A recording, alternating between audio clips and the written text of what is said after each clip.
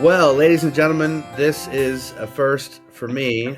This is the first time that we have recorded one of these and another thing episodes from the virtual space. And so I've got two of my great friends with us today, Jonathan Lee and Jordan Merritt.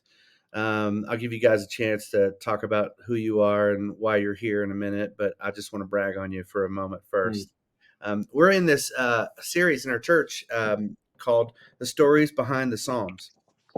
And the idea of the series is that we are not just looking at specific psalms, but also the stories that accompany them in the scripture. So um, we'll be covering lots of moments in David's life, in particular, stories about where he, blundered with Bathsheba and moments like that. And we'll look at the psalms that he wrote in the midst of all that, moments when he confessed his sin, and we'll look at the psalm where he really, came to that moment. So it's really going to be a fascinating series. And so what I thought would be cool would be to get some perspective from some of my songwriting friends from over the years who have lived in the Psalms like I have and have written their own Psalms, and give them a chance to talk about what it's like to write songs, not just songs for our own good, like just to get a thought out, but songs to let people speak words to the Lord.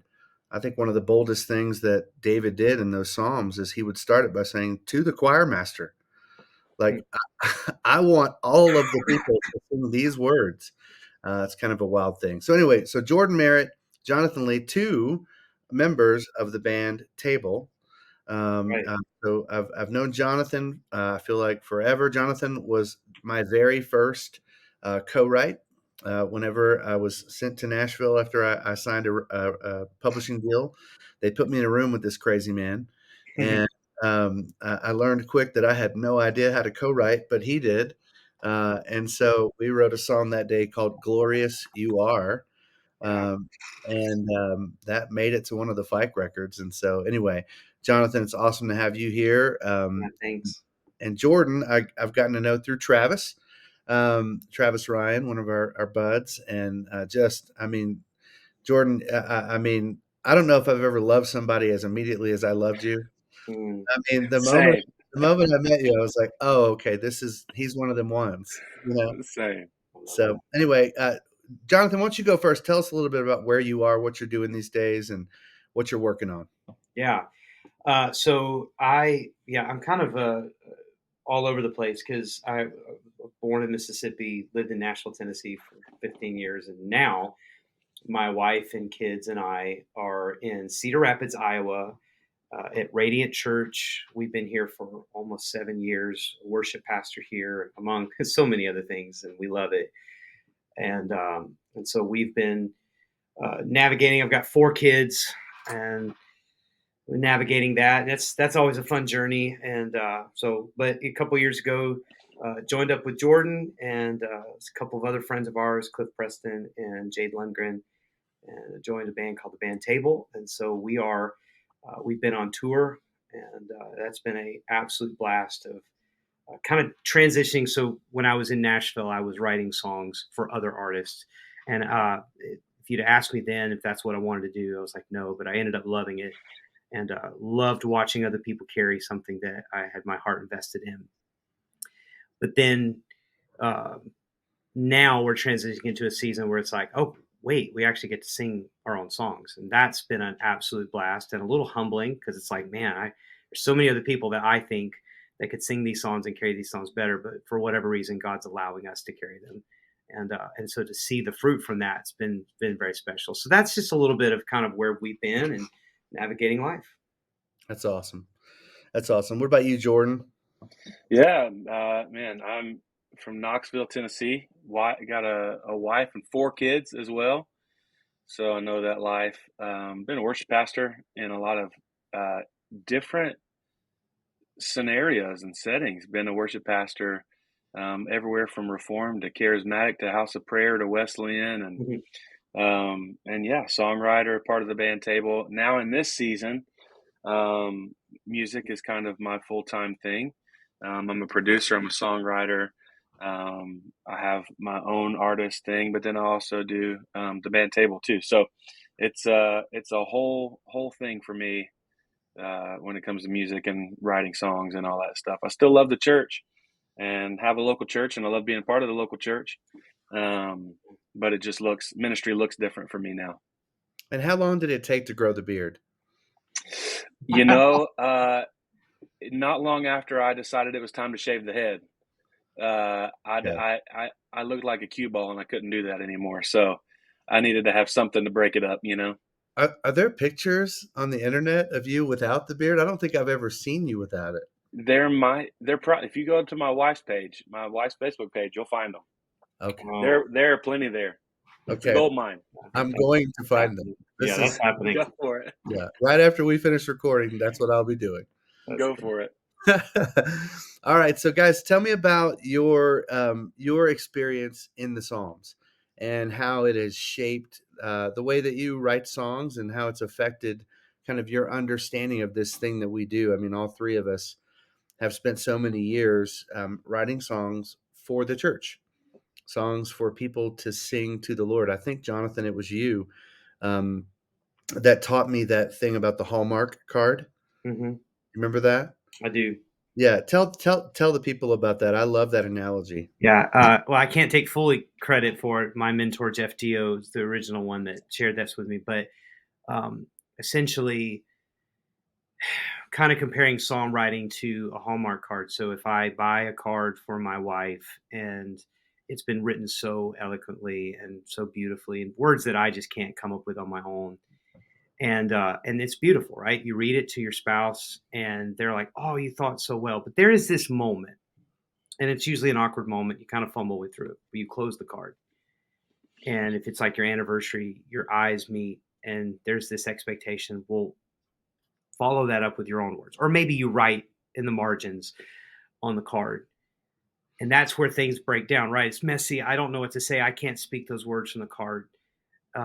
But there's something special about it because it's from the heart. And so very similarly to me, it's kind of these moments of, you know, whether you're writing a song or whether you're singing a spontaneous song to the Lord or whatever, it's like these songs that have been written, they're songs that have been processed by great writers and great people. They curate it, they pray over it, they think it through, or so they should. But there's this moment where everything breaks down and the words come off the screen and we just speak from the heart. And and that's honestly, I want to live in a space where it's the best of both worlds. Like I don't want to just write clever, just because it's it's the new thing. I want to. I'm very fortunate to have had a few Hallmark cards in my day, but I want to make sure that every one is from the heart and from authentic, as if it's just writing between the margins. And so, God, this is just who I am. This is who you are. And so, yeah, that was kind of what that was. I've told that not as well as you just did, but I've told that analogy here and there, and I've also included my relationship with my wife Dana because she is not a writer.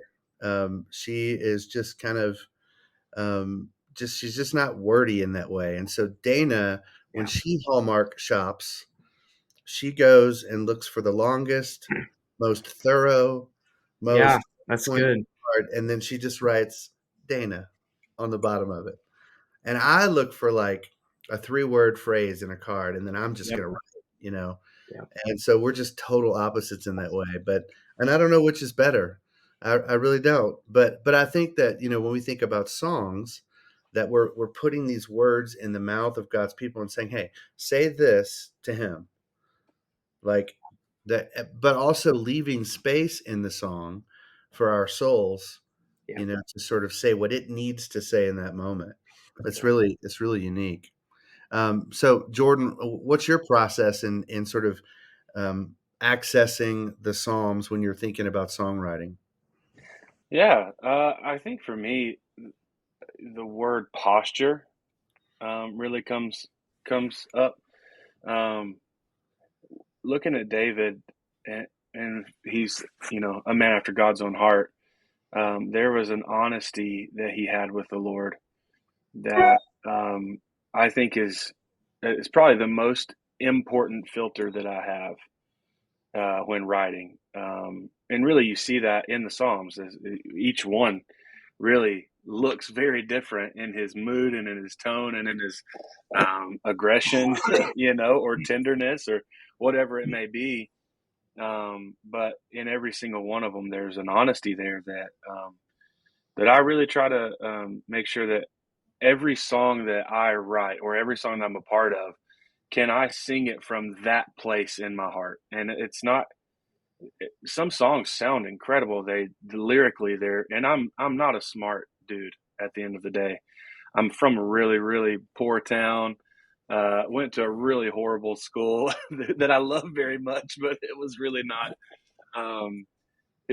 not good from the English side of things. And so the way I think it benefits is I don't look for eloquence. I look for honesty.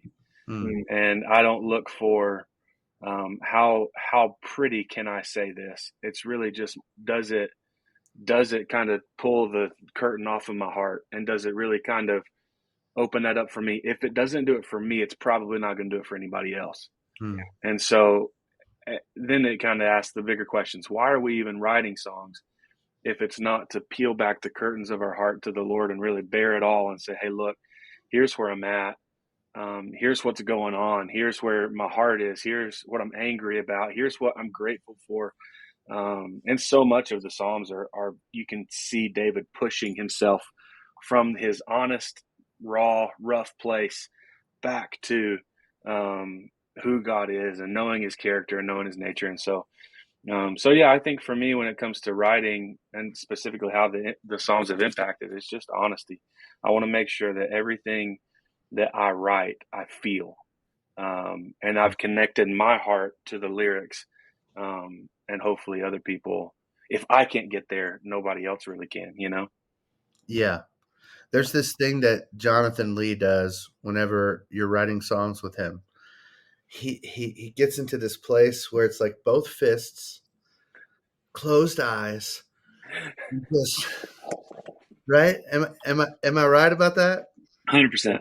And Jonathan, I think that's what you're reaching for, right? You're reaching for that. Where is the realest place of emotion that's also true? Like sometimes our emotions lie to us. That's right.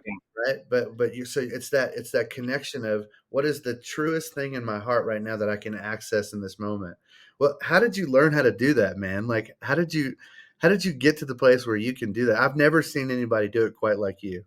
Oh gosh.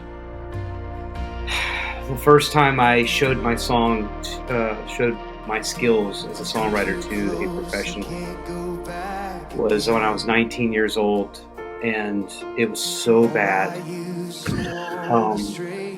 And I think that, I thought that I was definitely going to paint the town red, change the world. It's like, I'm going to play this for this Nashville Web Award-winning, Grammy-nominated artist. And they're going to be like, where have you been my whole life? And I remember they were eating ice cream while I was playing my song, and it was like, wow, that's not a really good song. I'm sorry. And so I was completely crushed and completely broken. And I think through that process, the reason I bring that up is after that, I think it kind of went into this place where it was like, okay, how can I be clever and how can I be more professional and great? And I definitely learned so much through that. But I think the thing that has really defined me my whole life is that there's this well that God, through his grace and mercy, allowed me to access ever since I was a young man. And whether I've been leading worship or writing songs or whatever, anytime I access that well, and it's his presence and it's his goodness, then nothing bad's ever come from that. It's not always meant success. Nothing bad's ever come from that. And so I think as I've just navigated writing, that's what I did as a worship leader. I'm like, let me find that well. Let me find that place that just is a refreshing place. It's the life, it's his presence, it's his goodness. It's honest, it's raw, it's pure, it's holy. And so I think that when I went to Nashville and I just started writing, I transitioned from my mentor to now I'm writing in the room. I get this publishing deal, and I don't deserve it, and I don't know how it happened. And I'm now in this room with these pros, these national writers, and the only thing I could think of was just close my eyes and find that wall. And so, and when I open up my eyes, it's like the presence of God came in the room, and people are crying, and and it's like, yeah, let's write that. And so I always chase that, and so I found a comfort in that, and so that's been my life. That's what I do, and so I did it then. I do it now, and I know there's definitely been moments where I've not done it, and I can feel the difference, and so that's the best way I can describe it. That's awesome. Yeah, I remember so vividly, Jonathan. Like, I mean, same as you, but for me, you were that Nashville professional. I mean, Wow. I had written songs by myself, and for years, and had never shared the process of songwriting with anyone. And they put me in a room with you and said, "You guys write a song." And it's awkward anytime you sit in a room with somebody you don't know, and it's like, "Let's write a song," because it's an intimate experience if you're really gonna access that part of your heart. And I just was like freaking out, and you could tell, like, Jonathan, you knew, and you said, "You know what?" I think you said, "You know what, Richie? Let's just worship." And I was like, "Oh, okay, great." And I was like, "What song are we going to sing?" And you said, "I don't know. We're just going to worship and see if one comes alive." And Do I sound like that, by the way? that's how Sometimes. that's how I remember it. Mississippi. That's how I remember it. Okay. Yeah. And then you just started playing this song and singing all these words, and I just remember, like, my eyes were filling up with tears and my heart was pumping, and I was just like, "This is incredible. I want to help write that song." I mean, it's just amazing. Like, I just think your gift and your boldness and your courage to do that is otherworldly, man. It's like, it's of the Spirit. It's awesome. So, if nothing else, receive that today. Hey, I appreciate that. Thank you. And dude, I mean, you and I both know that Jordan Merritt is the same way. I mean, 100,000,000%. Jordan, you're talking about being honest. I don't know if you know how to lie, dude. I don't know. I don't know if you have that in you, man. Like, you're just so real, bro. It's awesome. It's one of my favorite things about you. You just keep it real. It's amazing. Where'd that come from? When I was 12 years old in the 6th grade, I had a horrible report card and I lied about it. And my mom and dad, I told them I had straight A's. I did not have straight A's. They took me out to dinner and celebrated my sister was a valedictorian, so it kind of made sense. My whole family's super intelligent. So I guess they just didn't really think twice about it. And then they got my report card about 3 months later. And they were like, "This is not what you told us." And I was like, "It's not."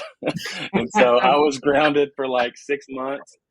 And honestly, after then, I just kind of realized, like, and we've all had secret sin in our life and stuff like that. And, I had my first kid before we got married, me and Morgan. Our first son was before we got married, and the weight and the heaviness, just the secrets, you know what I mean? Trying to do all that.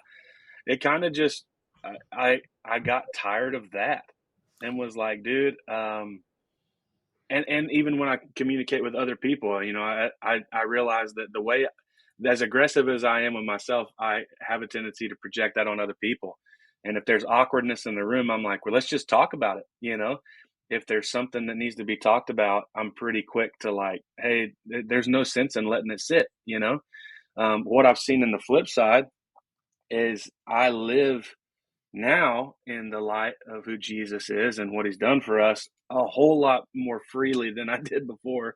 I live in the joy that he bought for us, the peace that he bought for us. And so I don't live in the secrecy. And so, yeah, I think for me, it's honesty is a big deal, and being able to just communicate, hey, look, there's stuff going on. Can we talk about it? You know what I mean?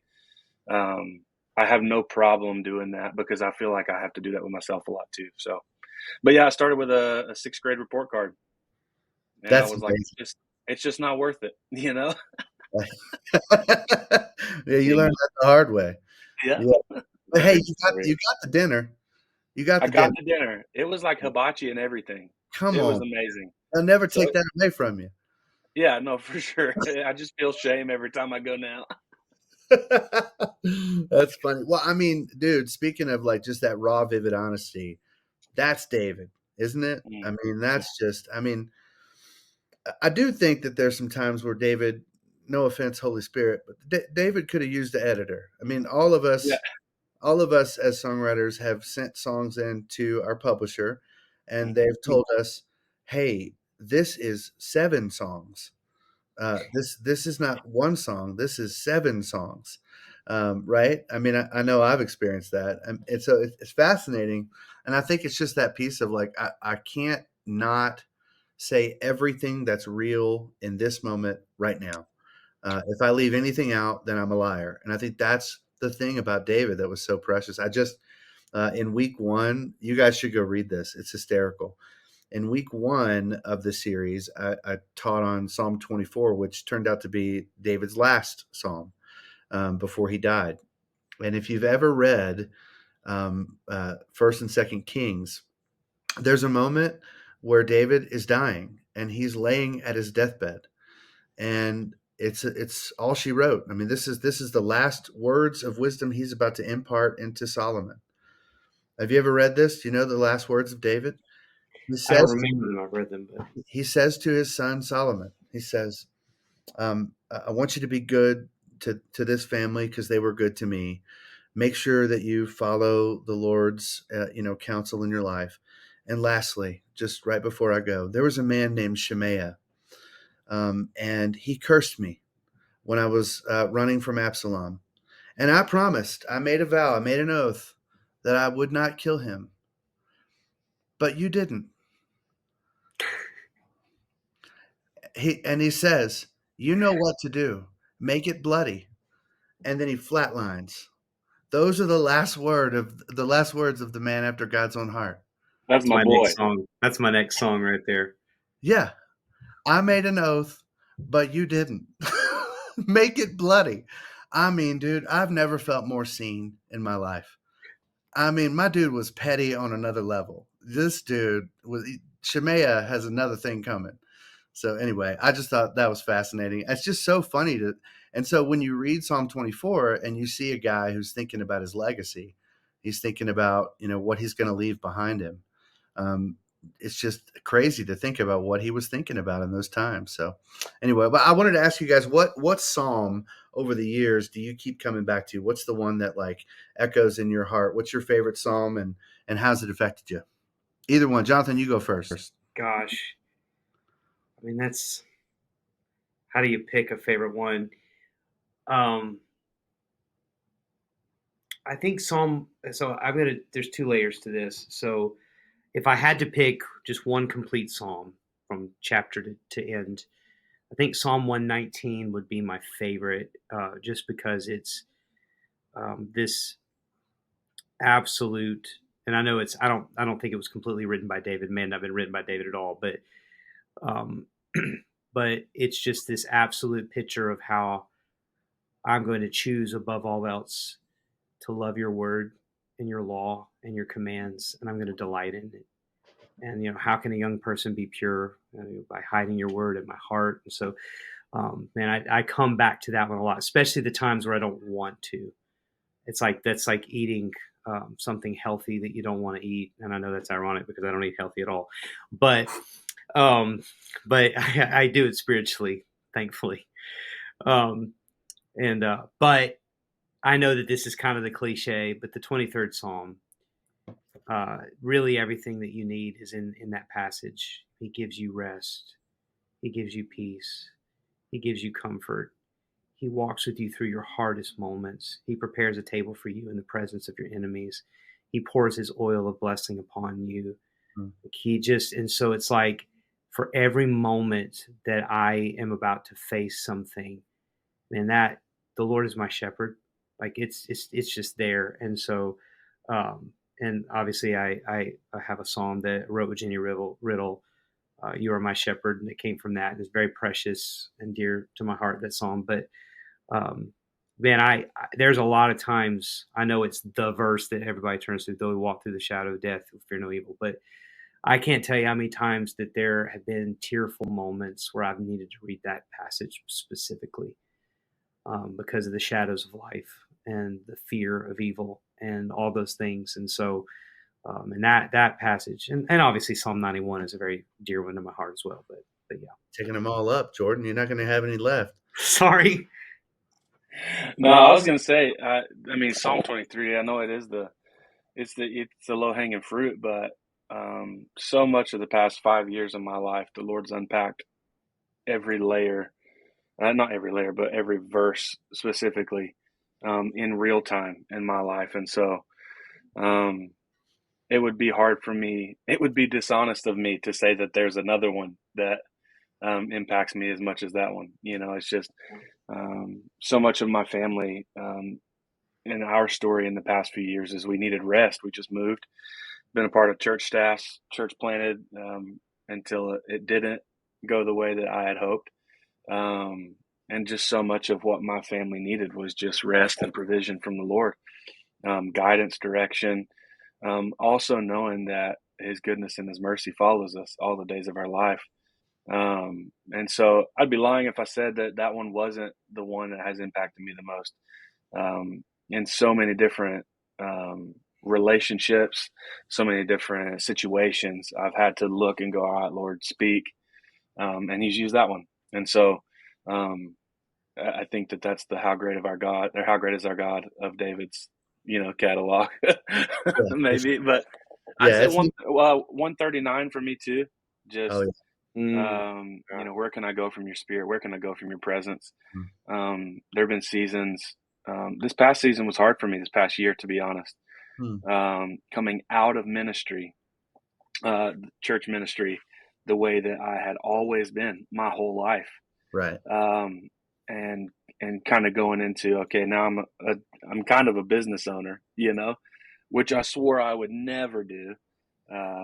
And so here we are in kind of uncharted territories.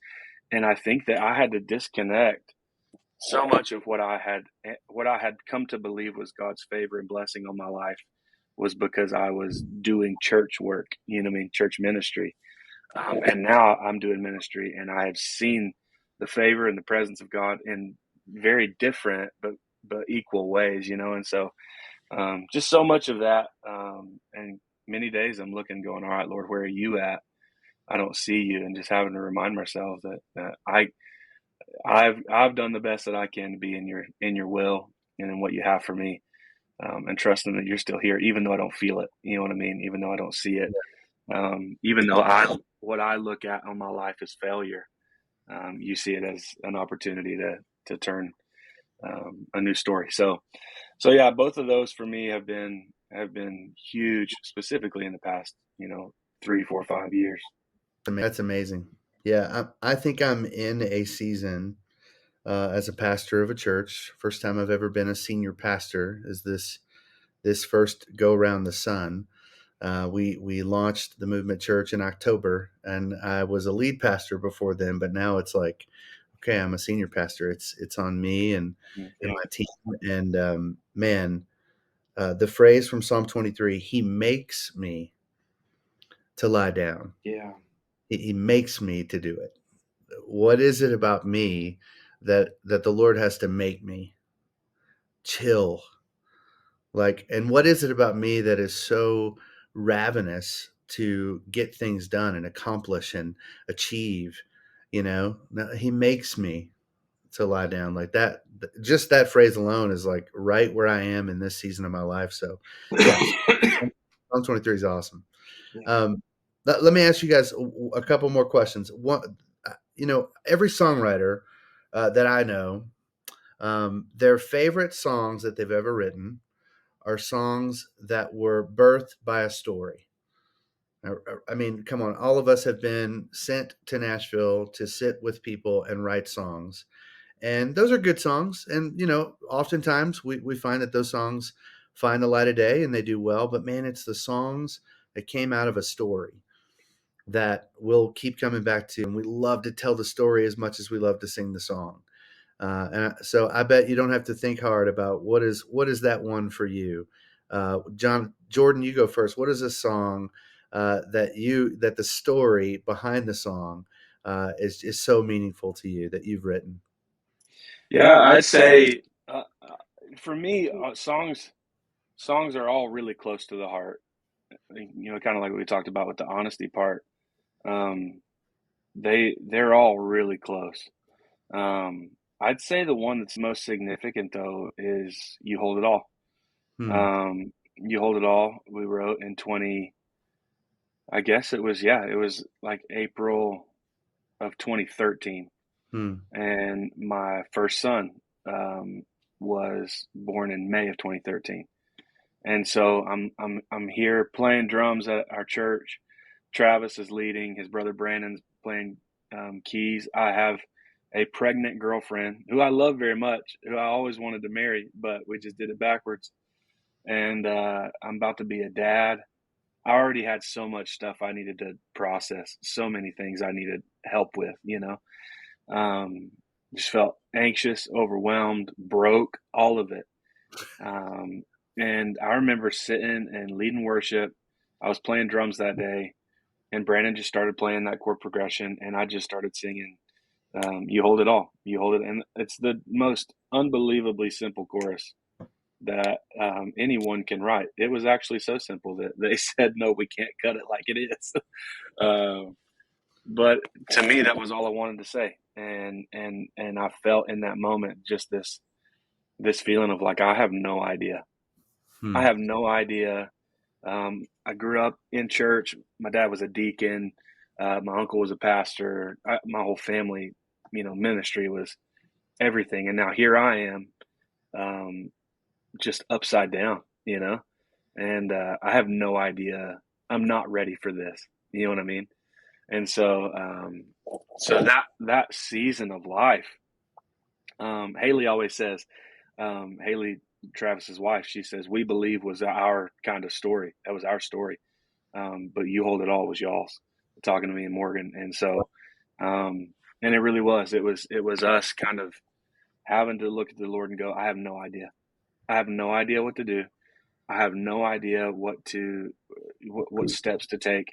But what we did see was when we said, I have no idea, but you do. And we recognized that he did. And we lived our life in submission to him. Um, and really just wanting to please him in our life. Everything flipped on a dime. His peace came into our life, came into our relationship, changed everything. And so that is probably, it's the last song that I want to sing. It's the last song that I want to talk about because it's so old and it's so distant and dated, but it's got to be the most significant moment in my life of writing a song. So That's awesome. Who recorded that one? Travis did, Newsboys did, and then I'm putting it on my new record coming out, so it Okay. should be out in August. I knew the answer, by the way. I just wanted to give you. Yeah. Okay. Jonathan, what about you, pal? Gosh, that's a hard question. I mean, there's a lot of songs that I've written that I love, and I want to say that I love all the stories, and but you're right. It's usually the songs that don't get cut to me. Sometimes are the songs that really stand out because sometimes you're trying to be completely transparent, completely raw, completely honest, and publishers sometimes are afraid of, wow, that's a little too vulnerable, that's a little too hard, it hits home a little too much. And just recently, I wrote a song from the perspective of Gomer, if that's how you pronounce it, but Hosea's wife. Hmm. Um, and because I had reached a point in my life, uh, and I'm probably going to tear up on this one, but um, where I was guilty of the Lord not being enough for me. Hmm. And I wasn't verbalizing those words, but my actions were. Hmm. I was looking for something. I was chasing something. Like, God, you're good, and but something else. I need something else to satisfy me, which is really what which is really what when people go through adultery or they go through sin or they go through desires. It's really I'm just trying to find something to satisfy me. Yeah. Nobody's trying to be malicious most of the time, and um, and so I had a moment in my basement where I was praying and I was just struggling with like, God, why are things not breaking through in my life? And I'm just frustrated and I want to go to that next level. And the Lord just whispered, He was like, "Am I enough for you?" And I'm like, "Yeah, duh," like. And but then it hit me because the Lord was like, "Jonathan, if I'm not enough for you right now, how will I ever be enough for you for eternity?" Hmm. And that hit me like a ton of bricks because I knew what He meant. If I could only have Jesus in this life, and my band is not successful, my songs don't break through, and I don't get to be validated uh, and seen and heard like we so desperately want. Hmm. Um, is Jesus enough for me? And for Him to ask me, then basically, what's heaven gonna be for you? Are you gonna be unsatisfied? And are you gonna be pursuing something else? Because if you are, you're gonna be very disappointed for a very long time. And it broke me. And I just started weeping in my basement and repented of a lot of things. And so a couple of days later, I just was thinking about Hosea and I was thinking about Gomer. And I don't know, I just thought, what would it be like to write a song from that perspective? It's really not about her, it's really about us. But I just used language from her that really kind of eventually leads to us. And it's a very repentive song. And I just wrote it by myself. I wept at the piano and it wrecked me. And I honestly, truthfully don't know. Jordan's heard it, but I don't know if it'll ever hear the light of day. Like, I don't know if it'll ever make a record. It's a great song. I've played it in front of a couple of friends and they've openly wept when I played it for them. I don't know Well, if then it'll. you should probably never record it and let other people hear it. You probably should just keep it to yourself then. I mean, if people have that kind of response to that song, I mean, you probably shouldn't put it out. Yeah, probably shouldn't. So so yes, but for a song, for a story behind a song, I don't know if I've ever written a more gut wrenching, honest song in my life. There's a verse two. I pulled up the lyrics. Verse two. I cheated on our wedding day. Hmm. I know your heart was grieved. I lied to you night after night, but your love still chases me. And man, that's me, 100%. Hmm. But yet God still chases me and still loves me and still cares for me. And so, such a tender and raw place. And to be that honest, I needed to be that honest. And again, I don't know if it'll ever be heard. I really don't care. It was something between me and Jesus that we needed to get out and settle. And so, I don't know if there's a more precious song or a more precious story than that one. Hmm. That's Yeah. amazing. Well, I challenge you to record it, and I challenge you to let Jordan produce it. Yeah, I'll send it. I'll send it to you, Richie. I definitely want to hear it. Let you listen If to you it. send it to me, I'll put it on the end of this podcast. It's not a psalm. All right. So, man, guys, thanks so much for being my friend and for helping me write songs over the years. You guys have both made such an impact on me and on anybody who the Lord has used me to be a minister to or to serve in any way. I mean, you guys have been a part of my story, and I'm grateful for both of you. And so, just real quick before we go, tell people about where they can find your stuff, and plug yourself. Don't be humble right now. I know you're both humble, but don't be. Jonathan, you go first. Where can we find your music? Oh, yeah. You can find. I mean, I've got a record that's coming out later this year. I've had a couple of singles come out with the band table, and we also have a full length album. So you can find the band table on Spotify, iTunes, Amazon Music.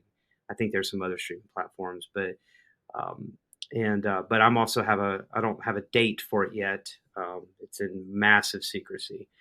But Whoa. but I've also got a personal record that's coming out sometime later this year. It'll have some songs that maybe you've heard for some other artists, and some new songs that are very dear to my heart. And I it's definitely, to me, the best project I've ever worked on. My personal projects, and I think you'll love it. And I hope you go check it out. And there's a rumor now that there might be a Richie Fike song, Richie Fike collab with Jonathan Lee on that song. Is that, can we And confirm that's, that? I cannot confirm or Oh, deny. okay. Can't confirm. Got it. Okay. It honestly, truthfully, what we usually do is we usually look at the songwriters that are on it, and that's really what determines what makes it. So, Not the song so much, but the character of the yes, and writer. that's out of my hands completely. And so it depends on people love you or not. So, Yeah, I got you. What about you, Jordan? Yeah, if you come to Luttrell, Tennessee, and stand at the bottom of my driveway, you can probably hear my music blasting. I have been to But that property. that's a long way from Monument. It's not easy to find that property. I tell you right now, if I had to drive to your house right now, I don't know that I could find it. And that's the way we want it. Yeah. We enjoy that. But you're more than welcome to come. Yeah. Yeah, you can find, like Jonathan said, the band table, really anywhere you listen to music. That's me, Jonathan, our friend Cliff, and Jade. You can find that. I have part one so I have my first record that is in the process of being released. Part one was released in March. Part two will release in August. And then there will be maybe a few more tracks come out in October. And so that's also anywhere, Spotify, iTunes, anything like that. Follow me on Instagram. Friend me on Facebook. Is that how you say that? Add me as a friend on Facebook. However you want to connect, well, let's connect. Yeah, that's awesome. And you've already put out Never Been, right? Yeah. Mm-hmm. Yeah, that was in March. Yeah, that was the first song that you and I wrote together. I remember that pretty vividly. That was fun. I will never forget that ride. Why? I will never forget. Oh, it was the sweetest one. I looked up to you so much, and you showed up late. It was me and Josh and Travis, and you were coming in from your flight, and I was like, the Richie Fike. Oh my gosh! Not kidding. And then you walked in, and it was one of those like instant, like, this is my dude. I love this guy. I raised him. Okay, so we got to put the humble meter back on Jonathan. Yeah. But the room that day, man, it was one of the sweetest. It felt like we were worshiping as we were writing. Yeah. And I know when you write a lot, you know the difference. Sometimes we're just worshiping, and sometimes we're just writing. But when those two kind of line up together, and I think Richie, me and you had a few of those. We had one at my piano here that I don't even think I've listened to the song in months, but I remember the emptied feeling that I felt, just like it was all right, Lord, here's everything. And that's my favorite way to write. So I'll never forget writing those songs with you for that reason. Yeah, and our church loves Never Been. It's like it's one of our staple songs. So for sure, man. Well, guys, thanks so much for joining me on this episode of And Another Thing. We're going to have more guests like this. We are putting together, I can confirm now that we are putting together one of these with Travis Ryan and Matt Hooper, where we will discuss the genesis of We Believe and what it's done to our lives since we've all kind of experienced this crazy ride. So that's going to be fun. And then we've got some other things cooking. But, man, get in the Word. If you're not in the Word, man, get in the Word, because the Bible is so rich and so full. And all three of us, we write songs to point people back towards the heart of God, and we use the Bible to do it. The Bible is our absolute inspiration for everything we do. And so if you're not already tracking with us on our sermon series of Stories Behind the Psalms, get in it with us. And Let's discover what the Lord did through this crazy guy named David, who was willing, like Jonathan, like Jordan, to just put himself out there and say, this is where I am right now. It gave us permission as believers, as followers of Jesus, to do the same thing, to hold blood oaths against people like Shemaiah, and then to just say, I've sinned only against the Lord, and to talk about how great he is. I mean, it just totally gives us permission to be human before a holy God, and I think it's spectacular. So track with us, keep going, and we'll see you next time on another episode of And Another Thing. Peace.